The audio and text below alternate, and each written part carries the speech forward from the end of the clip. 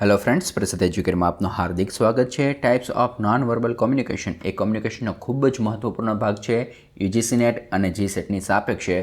તો આ ટોપિકનો આપણે ટૂંકમાં રિવિઝન પણ કરી લઈએ અને આમાંથી એક પ્રશ્ન આવશે જ, એટલે આ વિડીયો તમારે અવશ્ય જોવાનો જ છે. સૌથી પહેલાં વાત કરીએ આપણે કાઇનેસિક્સની. તો તેમાં શરીરની સભાન હલનચલન દ્વારા જે પ્રત્યાયન થતું હોય છે એને કહેવામાં આવે છે કાઇનેસિક્સ. ખાસ ધ્યાન રાખો કે આ નોન વર્બલ કોમ્યુનિકેશન છે, તો અહીં ભાષાના શબ્દો, આંકડા કોઈપણનો કાંઈ ઉપયોગ થવાનો નથી. તો અહીં પાછું કાઇનેસિક્સમાં પણ 3 બાબતો છે જે આપણે અલગ અલગ સમજેલી છે એને અહીંયા ભેગી કરવાની છે, કારણ કે કાઇનેસિક્સમાં જ એનો સમાવેશ થાય છે. જેમ કે ફેશિયલ એક્સપ્રેશન, ચહેરાના હાવભાવ, પોસ્ચર અને ગેસ્ચરમાં મોટાભાગનાને વાંધો પડતો હોય. પોસ્ચર એટલે હાલવા ચાલવા બેસવાની જે રીત હોય છે એને પોસ્ચર કહેવામાં આવે છે, અને ગેસ્ચર કોને કહેવામાં આવે છે? જે કોઈ પણ એક અંગ હોય છે, જેમ કે હાથ હોય, પગ હોય, માથા હોય, આંગળી હોય, માથું હોય, એની જે હલનચલન હોય છે એને કહેવામાં આવે છે ગેસ્ચર. એના દ્વારા જે પ્રત્યાયન થતું હોય, એના દ્વારા જે મેસેજ મળતો હોય છે એને કહેવામાં આવે છે કાઇનેસિક્સ. એની પછી વાત કરીએ ઓક્યુલેસિક્સની. તો એમાં આઈ કોન્ટેક્ટ રિલેટેડ કોમ્યુનિકેશનની વાત કરવાની છે, જેમાં જો આંખોમાં આંખો પોરવીને વાતો કરતા હોય તો કોન્ફિડન્સ છે અને સત્યતાની ખાતરી પુરવાર પાડે છે. અને જો આંખો ચોરાવતા હોય તો એનો મિનિંગ એવો થાય છે કે તમે કંઈક અસત્ય બોલી રહ્યા છો અથવા તો તમને એમાં ઇન્ટરેસ્ટ નથી, એવો મેસેજ મળી શકે છે. તો ઓક્યુલેસિક્સ એ આઈ કોન્ટેક્ટ રિલેટેડ કોમ્યુનિકેશન છે. એની પછી વાત કરીએ પ્રોક્સેમિક્સ. આમાંથી પ્રશ્ન પૂછાઈ શકે છે. પ્રોક્સેમિક્સ એટલે કે ભૌતિક અંતર આધારિત પ્રત્યાયન. હવે આમાં ખાસ ધ્યાન રાખવાનું છે કે સ્પેસ કેટલી રહે છે, બે વ્યક્તિ વચ્ચે સ્પેસ કેટલી, અંતર કેટલું રહેલું છે, એ એના સંબંધની ખાતરી આપે છે, એવો મેસેજ પૂરો પાડે છે. એ આપણે સમજવાનું છે પ્રોક્સેમિક્સમાં. તો આ 4 વસ્તુ તમારે યાદ રાખવાની છે. ઇન્ટિમેટ સ્પેસ, જે 0 થી 18 ઇંચ વચ્ચેનું અંતર હોય છે એને ઇન્ટિમેટ સ્પેસ કહેવામાં આવે છે. જેમ કે તમારો અને તમારા બાળકનો જે સંબંધ છે તમે એને ચૂમો છો તે આટલું નજીકતા દર્શાવે છે, એટલે ઇન્ટિમેટ સ્પેસ.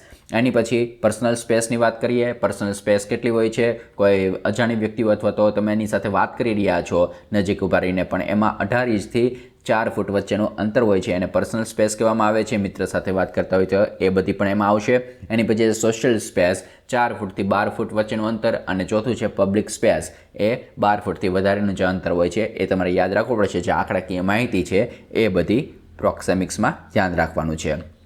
એની પછી વાત કરી એપિયરન્સની, દેખાવ આધારે પ્રત્યાયન.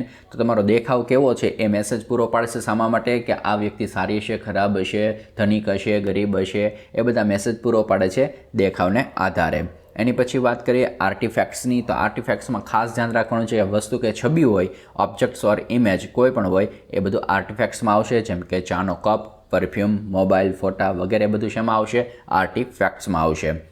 તેની પછી વાત કરીએ પેરાલિંગ્વિસ્ટિક્સની, જેને વોકેલિક્સ તરીકે પણ ઓળખવામાં આવે છે. પેરાલિંગ્વિસ્ટિક્સ એ મોટો શબ્દ છે, વોકેલિક્સ એ નાનો શબ્દ છે, કારણ કે પેરાલિંગ્વિસ્ટિક્સની અંદર આપણે વોકેલિક્સનો સમાવેશ કરી લઈએ છીએ. અવાજનો સ્વર હોય, તીવ્રતા હોય, આરો અવરો હોય, ઝડપ હોય, વિરામ હોય, એ બધાનો જે સમાવેશ થાય છે. અવાજની ગુણવત્તા, પણ ખાલી હું અવાજની ગુણવત્તાની વાત કરું તો એ ખાસ વોકેલિક્સ સાથે સંકળાયેલો છે. ગુણવત્તાની વાત કરીએ તો એ વોકેલિક્સ સાથે સંકળાયેલો છે, પણ એનો સમાવેશ આપણે પેરાલિંગ્વિસ્ટિક્સમાં પણ થઈ જાય છે.